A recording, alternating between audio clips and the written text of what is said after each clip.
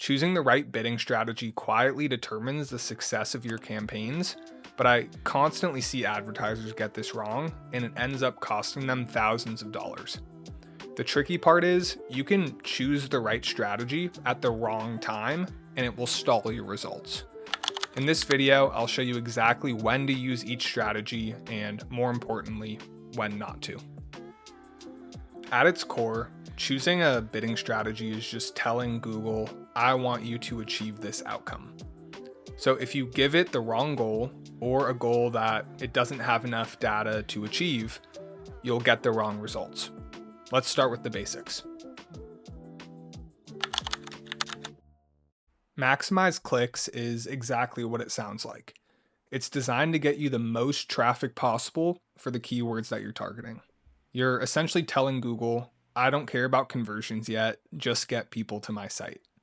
And this strategy really only makes sense in one situation, and that's when you don't have enough data. It could be because it's a brand new account, or maybe you're launching a new product or service that you just simply haven't advertised before. Now, you may hear some advertisers say that this can work as an always on strategy, especially for brand campaigns or smaller budgets. But what I've consistently found is this: your business performs better when you give the system a clear goal. Because without one, the algorithm will chase the easiest win, which is almost always cheap and low intent clicks. Even if you're targeting high intent keywords, you're still missing a critical layer, which is intent based bidding.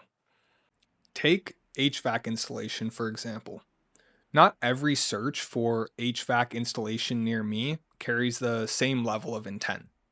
With max clicks, Google isn't asking who's most likely to convert, it's asking how do I get the most clicks? Meanwhile, competitors using conversion based bidding are factoring in intent, things like behavior, demographics, and past searches. So when a high intent user enters the auction, they bid more aggressively and you don't. You end up losing the most valuable traffic and picking up what's left. That's the trade off. Max clicks helps you get data, but it doesn't help you optimize for outcomes. Once you start seeing consistent conversion data, this is where things start to change. Now you can start leveraging intent signals and shift towards a conversion based bidding strategy.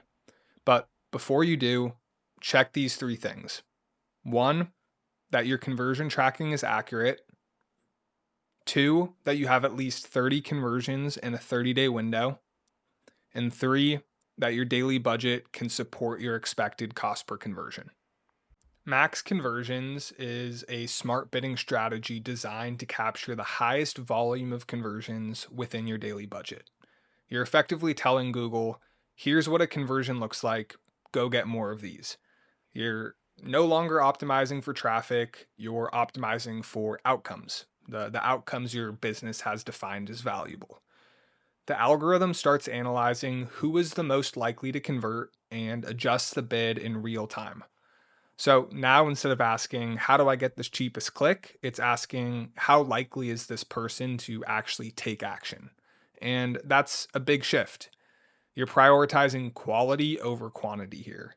And this will typically work best for lead gen focused advertisers on a single conversion, like a call conversion or a book on site conversion. Or if you're a lead gen advertiser who has multiple on site actions that are valued equally. One important nuance with this is that max conversions will spend, almost without a doubt, your full daily budget. So if your tracking is off or if your data is limited, you can really scale with the wrong signals. But when it's set up correctly, this is where your account can start to gain a lot of momentum. You're no longer guessing, you're training the system to find more people like the ones who are already converting. Once you've built up more data, say another 30 conversions or so, you can introduce a target CPA.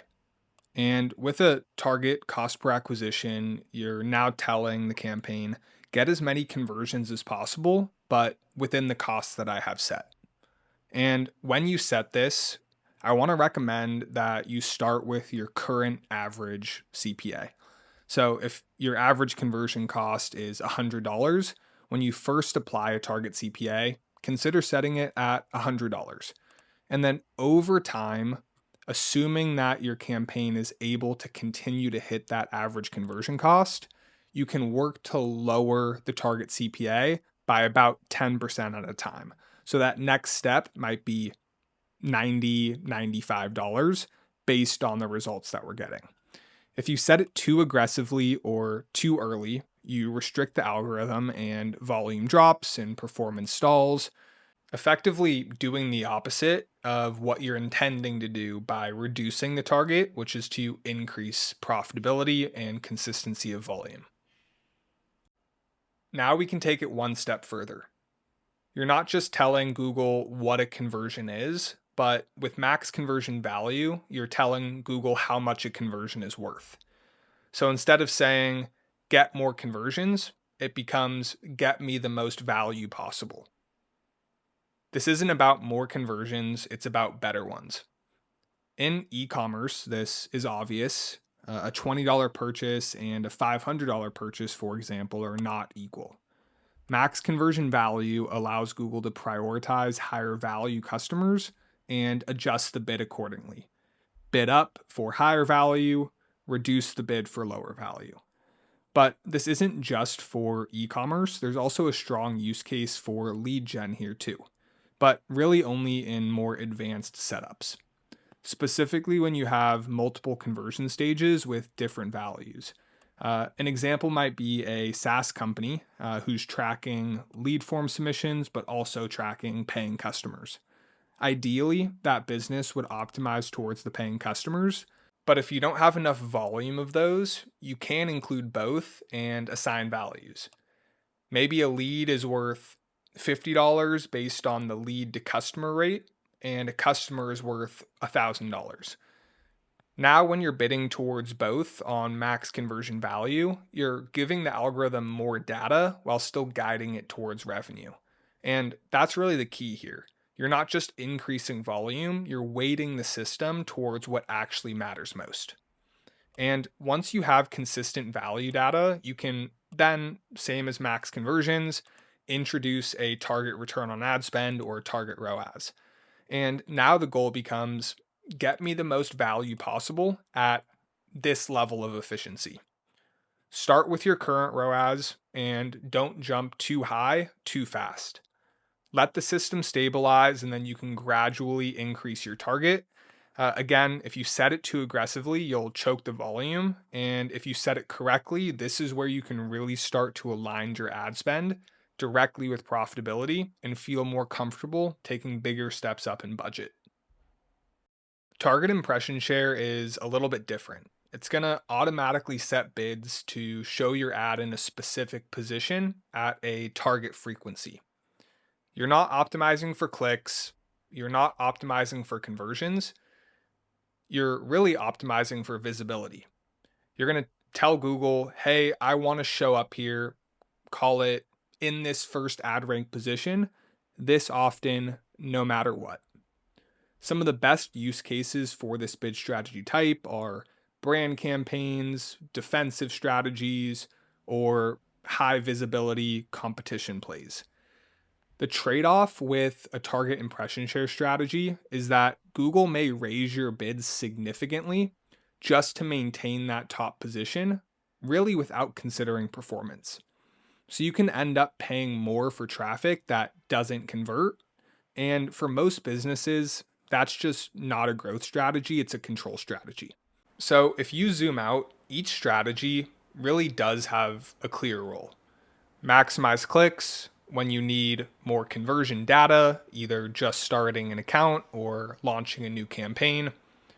Max conversions if you're a lead gen advertiser or bidding towards a conversion stage that only has one value and you want to optimize towards growing the volume of that action as much as possible.